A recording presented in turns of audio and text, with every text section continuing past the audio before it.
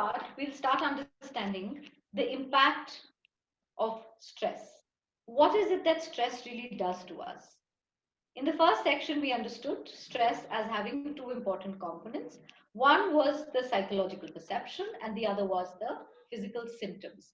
Now, let's see what these physical symptoms are. I'm sure a lot of you have often felt them, a lot of you have gone through them, and let us try and see how they really impact us. Here. Okay. Now, first look at the body and the physical symptoms. You see that stress actually impacts and creates certain sorts of pressure on almost the entire body. It can create depression, heart disease, as known to actually be a, something that actually starts making diabetes an illness, obesity, a weakened immune system, fatigue, drug use, overeating, binge drinking, muscle pain, smoking, and difficulty of managing emotions. Stress is something that actually starts taking a toll on almost all our areas of functioning: social, psychological, and physical. I will go into a great amount of detail of all of these three because we really have to stop taking stress lightly. We have to stop saying that, well, everyone is stressed and it's okay for me to be stressed. Or I don't care and I don't need to manage this. I'll go over a small story, a small little case study that will also help you understand that how intrinsically our mind and body are completely related. Research, in fact, in the last decade has now gone beyond doubt to prove that stress actually plays an extremely important role both in the diagnosis, in the impact, and in the getting better, the prognosis of an illness.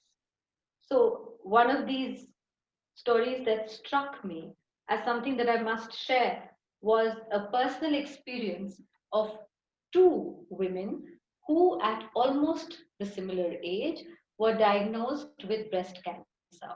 Both of them were almost at the same stage, same age, had two children each, and had almost the similar prognosis when they went to the doctor. One of them had amazing support system, was a very positive person, and dealt with her stressors as and when they came up. Our participant B actually was someone who got extremely stressed, also did not have a very good support network, started taking to the diagnosis very negatively. And while the prognosis of both of these patients to begin with was almost similar, patient A improved much faster, lived much longer and healthier than patient B, who actually was for longer times in the hospital, felt it very difficult to cope with everything that an illness had to offer and bring to her.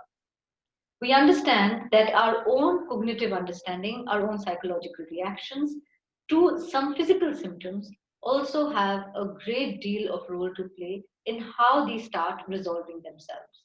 Let us go to the diagram on the left. So, social, psychological, and physical.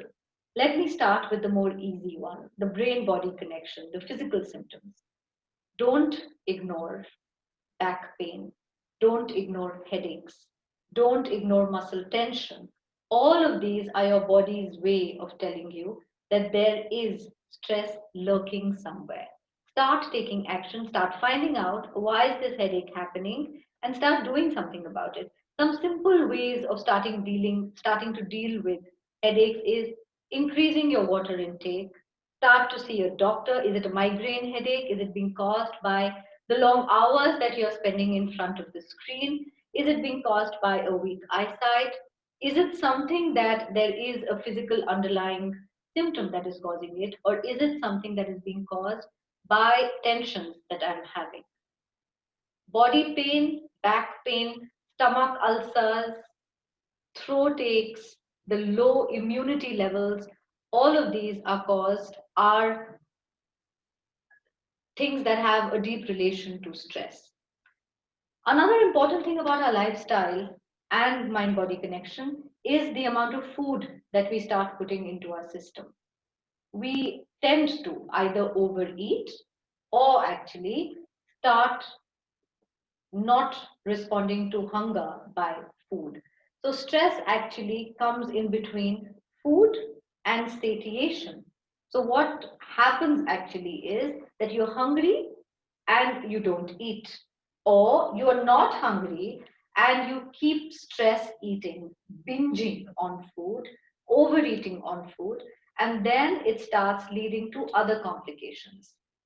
Let's come to the psychological. Psychologically, stress has an impact on our emotional and cognitive processes. Emotional processes, we are unable to channelize our emotions. Our expression of emotions either gets very exaggerated. So when we get angry, we become very irritable, loud, and want to do damage either verbally or physically. So we want to break things, we want to slap someone hard, we want to scream very badly, or sometimes just cry out loud, right? Emotions become difficult to handle. Even positive emotions actually start becoming difficult. So, something happy can actually throw you completely off balance. You feel so happy that you are unable to restrict both the understanding and expression of that happiness. Hmm? Stress also starts impacting cognitive functioning. Now, what do we mean by the impact of stress on cognitive function? A simple everyday example, we start forgetting small little details. We start forgetting things that we were going to do. We start forgetting people's names or important tasks that we were going to accomplish.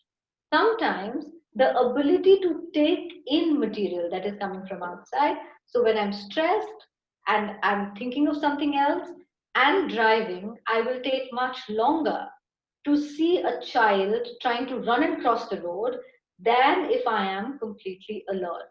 So, actually, stress starts impacting our ability to cognize the world around us.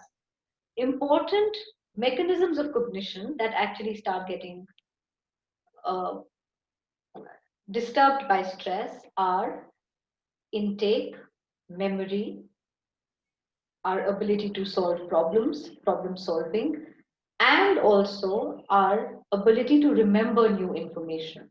And psychological impact actually often goes unnoticed for the first few instances till it actually starts becoming serious. The third important impact of stress starts happening on our social relationships, the way we interact with other people, what we start demanding from other people, and how we want to be looked at. If you look at the diagram carefully, these do not operate in isolation. Our physical, psychological, and social are actually constantly interacting and coexisting. So if I'm not feeling too good in my body, I'm not going to feel very good in my mind and in my heart, and that is not going to help me develop and maintain positive, good relationships. All of these three interact.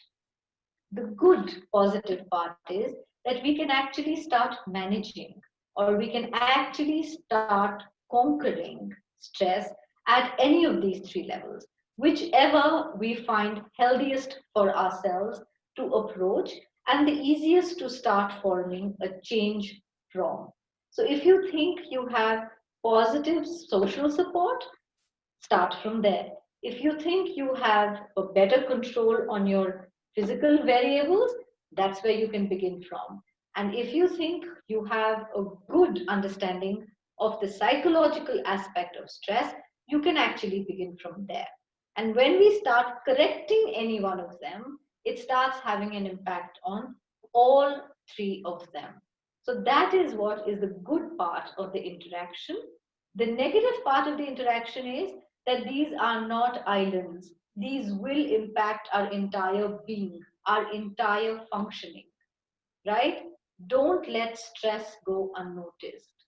reflect, think, and just ask yourselves, am I doing this because there is a little bit of stress lurking somewhere inside of me? The trick is to actually capture, understand, and respond at your earliest before it becomes too big, before it becomes unmanageable, and before it assumes monstrous proportions. Stress starts mostly small and then starts growing slowly and gradually inside of us. Some stress, well, can be sudden, a sudden diagnosis, a sudden physical calamity, a sudden illness that comes amidst us, a sudden loss of a loved one, loss of job, something that almost throws you off balance and then has an impact on all three of these variables suddenly. That is possible. And you should start integrating it and understanding where is this coming from and how can I start responding best to it. So once we understand what stress is, what it causes, we are better prepared to manage and deal with it. End of part 2.